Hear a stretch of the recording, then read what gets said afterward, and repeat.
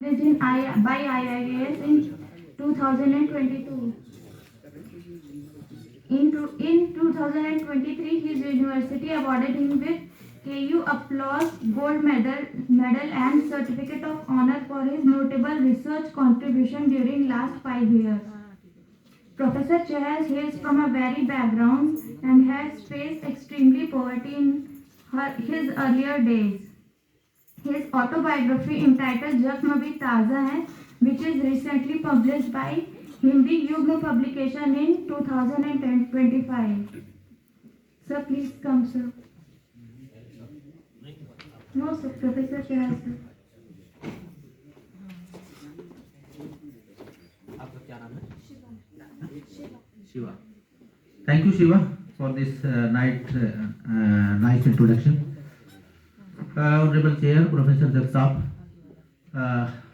Madam Binda Branche ji, there are other scholars who are sitting in front of me. I could not mention name each and everyone. But dear colleagues, friends, at the outset, I would like to thank Madam Saranpe for inviting me here to deliver this plenary address in this seminar. जैसे कल भी थोड़ा सा mix language में बात करी थी, because there are students and mixed audience, तो एक मिक्स लैंग्वेज में ही बात करेंगे. मैडम ने कल भी एक मौका दिया और आज भी एक बड़ा इम्पोर्टेंट मेरा जो है प्लेनरी एड्रेस रखा है. और दोस्तों, जो एड्रेस है ये प्लेनरी एड्रेस है, जैसे आपके नाम से भी समझते हैं, तो एक लंबा एड्रेस होगा, लगभग 1 घंटा. तो आई थिंक इतना टाइम मैडम ने अलॉट किया है मुझे और आप ये सुनेंगे. सबसे पहले मैं एक बात बताऊं कि इस टॉपिक में मैं बात करने जा रहा हूँ, सेमिनार से ही जुड़ा हुआ है. मेरा टॉपिक है education and social reform, Jyotirao Phule's framework. Actually, I have authored a monograph on Jyotirao Phule in Indian Institute of Advanced Studies, Shimla, तो जिसका भी जिक्र किया शिवा ने, और उसी से काफ़ी आइडिया मैंने लिए हैं. ओरिजिनल काम था मेरा, काफ़ी पब्लिश भी किया उन्होंने. तो मैं पर्टिकुलरली, क्योंकि मैडम ने थीम एजुकेशन पे रखा, तो एजुकेशन और सोशल रिफॉर्म का क्या कनेक्शन है, फुले का क्या फ्रेमवर्क है, इस पर हम बात करेंगे. मेरी एक्सपर्टीज जो है इस सब्जेक्ट पे, आप कह सकते हो, लोग मुझे फुले स्कॉलर बुलाने लगे. हालांकि बहुत बड़ा टाइटल है ये, लेकिन ये काम है, एक अच्छा मोनोग्राफ लिखा है 500 पेज के आसपास का. काफ़ी सोर्सेज से मैं गुजरा हूँ. फुले के लगभग सारे सोर्सेज, खासकर उसके ट्रांसलेशन मैंने देखे हैं. कुछ थोड़े बहुत मराठी के भी कंसल्ट किए हैं. Marathi I also try to learn Marathi, पर पूरी तरह नहीं. और इसके अलावा जो है फुले पे बहुत सारी अच्छी स्कॉलरली राइटिंग करी गई हैं. आप जानते हो, 2-3 स्कॉलर्स के नाम तो शायद सब जानते हैं. गेल ओमेद का नाम है, रोजालिन ओ हेनलन का एक बहुत बड़ा काम है, और काफ़ी सारे जो है, जैसे देश पांडे ने कंपाइल किया उनकी राइटिंग्स को. लगभग सभी राइटिंग्स में से मैं गुजरा हूँ. तब फिर इस विषय पे काम भी किया, खुद भी किताब पब्लिश हुई है. एडवांस स्टडी पब्लिश होना सम्मान की बात है, तो इसलिए मैं बोलने की हिम्मत कर देता हूँ. आजकल लोग पहले बोलते हैं, बाद में पढ़ते हैं. पहले बोलना चाहिए बच्चों को, पहले पढ़ना चाहिए बच्चों को, खास कर कहूँगा. ये जो टॉपिक है, महात्मा फुले पे सेमिनार रखा है आप मैडम ने, बनारस में रखा है, बनारस हिंदू यूनिवर्सिटी में. तो देखिए भाई, महात्मा फुले मैटर्स. कल प्रोफेसर जगताप ने अपना जो इनॉग्रल एड्रेस दिया, उन्होंने बहुत सारे जो कंट्रीब्यूशंस हैं फुले के, वो सब बताए, तो वो मैं रिपीट नहीं करूँगा कि फुले जो है क्यों मैटर करते हैं, कितनी सारी धाराएं निकलती हैं. यानी कि इंडियन जो सोसाइटी है और इंडियन जो सोशल मोमेंट्स हैं, उसके जितनी भी स्ट्रीम्स हैं, आई थिंक खासकर प्रोग्रेसिव थी जो स्ट्रीम्स हैं, कोई भी ऐसी नहीं होगी जो फुले से ना ओरिजिनेट होती हो. चाहे आप दलित मूवमेंट की बात कर लो, चाहे बहुजन मूवमेंट की बात कर लो, किसान मूवमेंट की बात कर लो, है ना, लेबर मूवमेंट की बात कर लो, आप जो है नाटक परंपरा की बात कर लो, साहित्यिक लोक साहित्य की जो परंपरा है उसकी बात कर लो, तमाम जो ट्रेडिशंस हैं, वुमेन फेमिनिज्म की बात कर लो। ओरिजिनल फेमिनिज्म का जो आइडिया है वो फुले और सावित्रीबाई फुले से ही ओरिजिनेट होता है। तो तमाम स्ट्रीम्स हैं जो मतलब इंडियन सोसाइटी में जो भी हो रहा है, that is why he is rightly called father of Indian social revolution by Dhananjay Keer ने कई साल पहले काम किया था, अच्छा काम है लेकिन थोड़ा सा पुराना पड़ गया है। तो लेकिन वो जो उपमा दी थी वो उपमा बिल्कुल सही थी। वास्तव में जो है जो सामाजिक क्रांति किस तरह से हो सकती है भारतीय कंटेक्स्ट में, कई लोग उनको इंडियन मार्क्स भी कहते हैं वगैरह वगैरह, कई सारे टाइटल दिए जा सकते हैं। तो तीसरी बात जो है एजुकेशन का जहां तक सवाल है जिस पे आज हम बात कर रहे हैं, तो Phule actually education was not charity, it was a tool to dismantle unjust social orders. ये चैरिटी नहीं है, एक औजार है जितने भी अनजस्ट सोशल ऑर्डर्स हैं उनको खत्म करने के लिए, उनको डिसमेंटल करने के लिए। तो एजुकेशन को वो एक हथियार की तरह यूज करते हैं। तो मेरा जो थीम है वो 4 एड्रेस है, वो जो 4 मेजर जो कंट्रीब्यूशंस हैं एजुकेशन के कंटेक्स्ट में, 4 जो आइडियाज हैं या 4 टॉपिक्स भी कह लीजिए, उस पे केंद्रित है।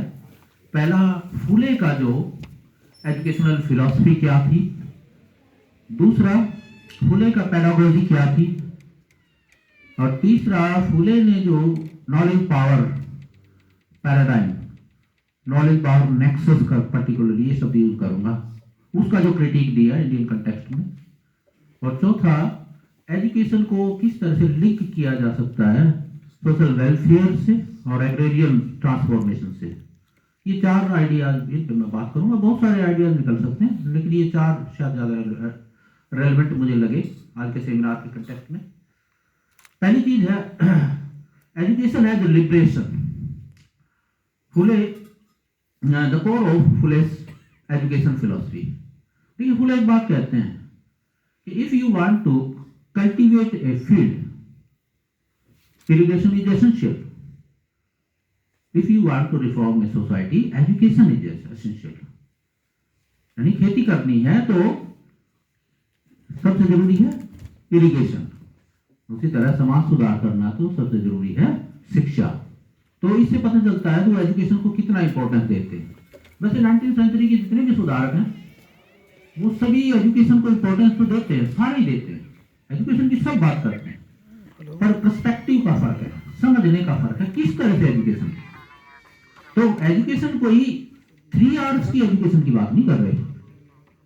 तो एजुकेशन जैसे मैंने शुरू में ही कहा इंट्रोडक्टरी रिमार्क में, एजुकेशन एक टूल है सोशल चेंज का, सोशल रिफॉर्म का या सोशल रेवोल्यूशन का।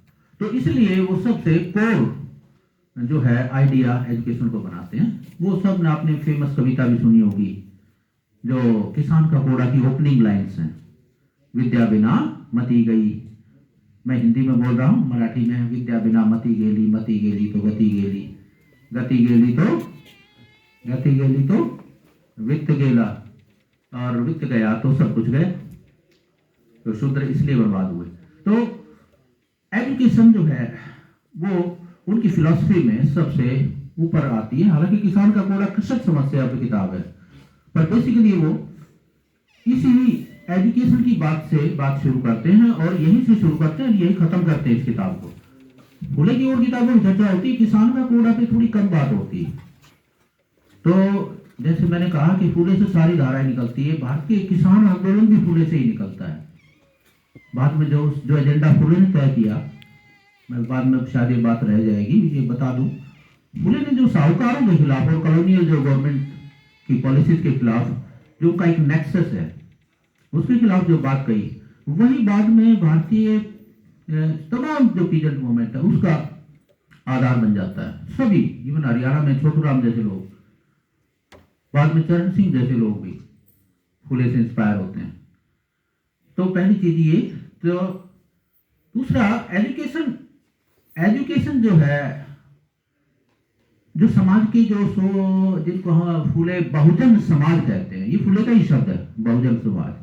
तो दलित बहुजन और वीमेन, देवर एपिस्टेमिकल, देवर एपिस्टेमिकली एक्सक्लूडेड ग्रुप्स, शिक्षा से खासकर इनको अलग कर दिया गया, तो इसलिए नुकसान उठाना पड़ा, इसलिए वो जो कविता की जो बात आई। तीसरी बात, education as a means to liberation, education ही वो साधन है जिससे जो है मुक्ति मिलेगी। इस तरह से पहली बात, एजुकेशन जो विल कैन डेमोक्रेटाइज नॉलेज, तो इस तरीके से नॉलेज को डेमोक्रेटाइज किया जा सकता है, खासकर मास एजुकेशन अगर आप दें। दूसरा, it can liberate and enlighten the people, खासकर डाउन ट्रोडन, उनको मुक्त करना है, उनको एनलाइटन भी करना है। ये है फुले का idea. And it can break scriptural and Brahmanical superiority. तो जो दिमाग में बैठा हुआ है समाज के, शास्त्र सबसे सर्वोपरि है, ब्राह्मण सबसे सर्वोपरि है, तो इसकी सर्वोपरिता का भी विचार छोड़ना होगा। तो ये सब फुले के इस आइडिया से, फुले ने जो अपना आइडिया दिया कि किस तरह से आप एजुकेशन देते हो, उससे ये उन्होंने कहा कि this is possible by this means.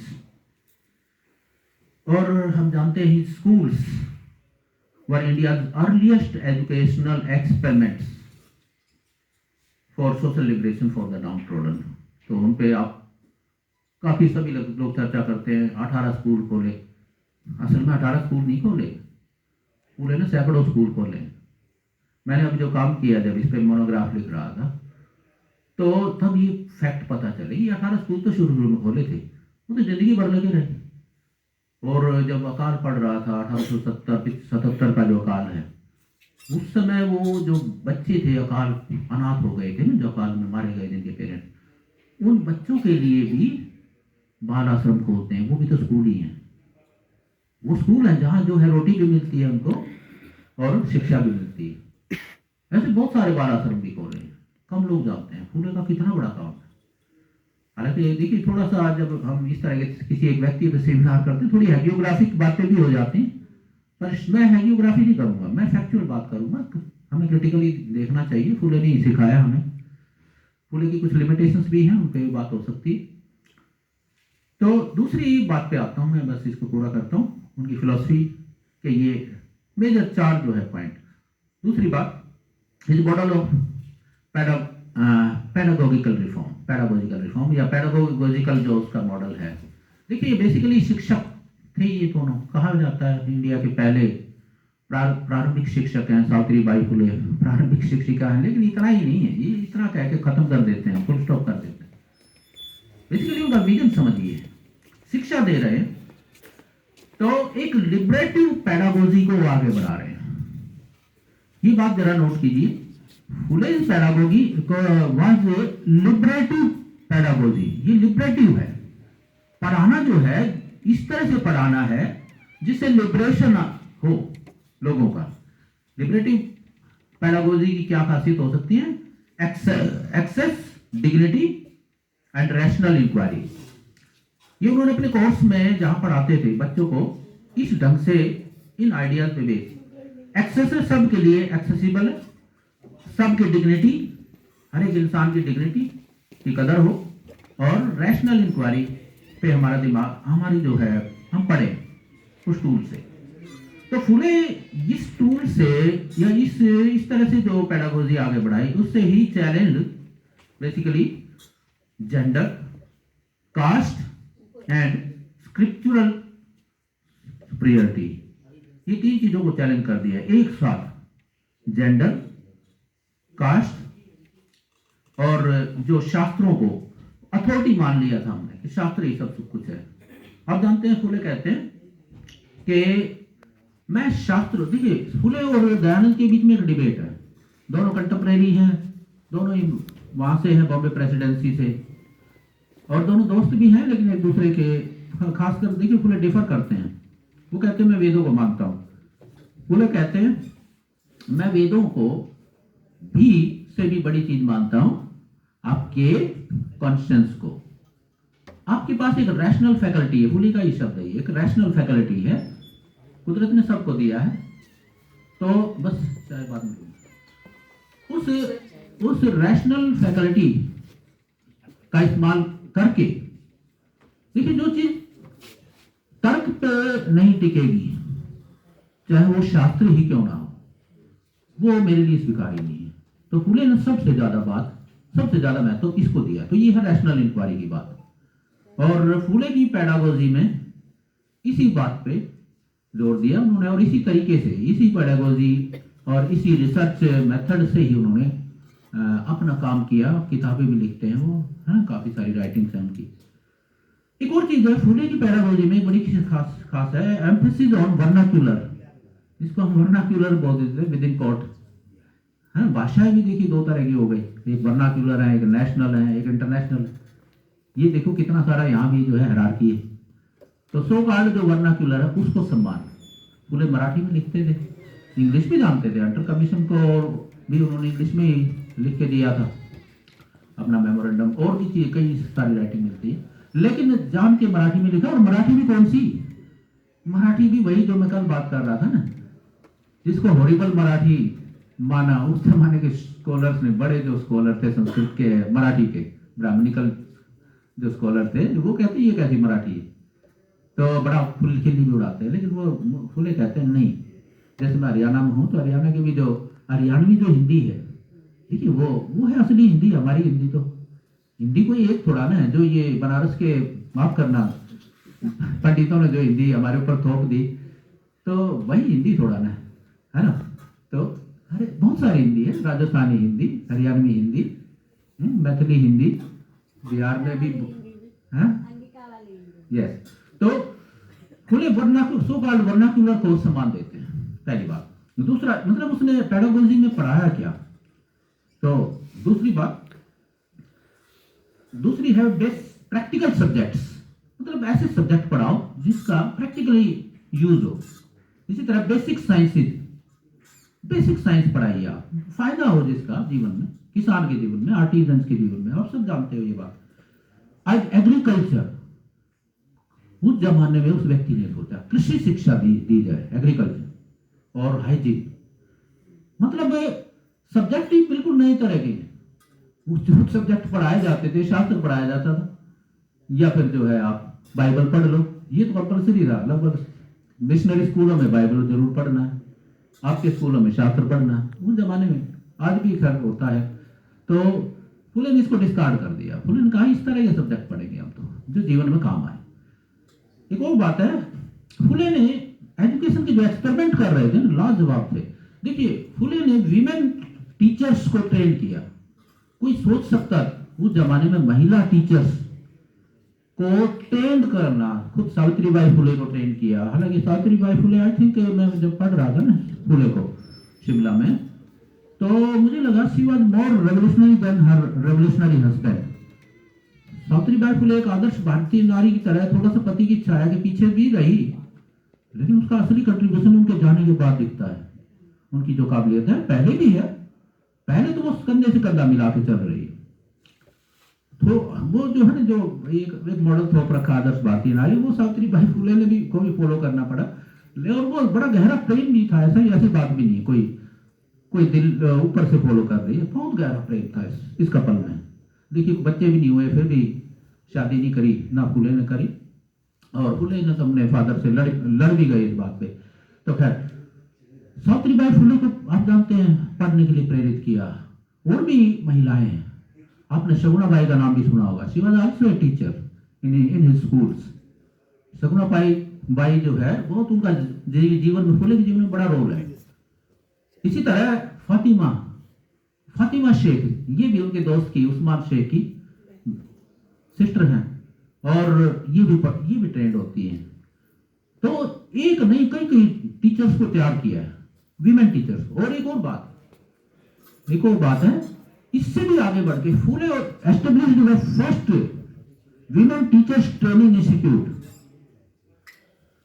महिलाओं को ट्रेन भी करना 1852 में 1852 में फुले ने सर एक इंस्टीट्यूट भी खोला है, टीचर ट्रेनिंग इंस्टीट्यूट। ठीक है, ये संथिया फरार से प्रेरित होकर आई थी, अहमदनगर में गए थे, लेकिन सिर्फ सुना नहीं। देखिए संथिया फरार तो और लोगों को भी कहती होगी, है ना, लेकिन फुले ने प्रैक्टिकली वो आइडिया मतलब उतार दिए। ये एक और बात है शिक्षा के क्षेत्र में। और एक और बात, सावित्रीबाई फुले और ज्योतिराव फुले पार्टनरशिप जो थी, it was India first people education movement basically. दोनों का ये दंपति बड़ा शानदार है, मतलब ये एक आदर्श अनुकरणीय कपल। मैं तो सच पूछो तो इनके जो प्रेम पत्र है, पति पत्नी के दंपति के जो लेटर है वो पढ़ता था जब, या वो पढ़े मैं मतलब खुद इमोशनल हो जाता था। क्या गहरा प्रेम है, कितना गहरा। एक तरफ वो लोगों की पीड़ा जो है उसके लिए लड़ रहे हैं, काम कर रहे हैं, दूसरी तरफ उनका प्रेम भी दिखता है उसमें। तो इनकी जो पार्टनरशिप है, ये भारत का पीपल्स लिबरेशन एजुकेशन मूवमेंट खड़ा होता है इससे। एक पीपल एजुकेशन सोसाइटी भी बनी थी, आपने सुना होगा। तो उसके आइडियाज पे फुले का भी प्रभाव है। अब आगे तीसरे मुद्दे पे चलते हैं। फुले's epistemic revolt is critique of knowledge power nexus in Indian society। आप सबने फूको का नाम सुना होगा, पोस्ट मॉडर्निस्ट थिंकर। देखिए वो तो अभी के इसी शताब्दी के 20th सेंचुरी सेकेंड हाफ में उनका नाम आता है, लेकिन 19वीं शताब्दी में भी कोई ऐसा व्यक्ति है इंडिया में, है? तो कई विद्वानों ने लिखा है इस पे, देश पांडे भी लिखते हैं। तो फुले का देखिए, फुले को जोड़ा जा सकता है, मतलब कहा जा सकता है कि मतलब ही वाज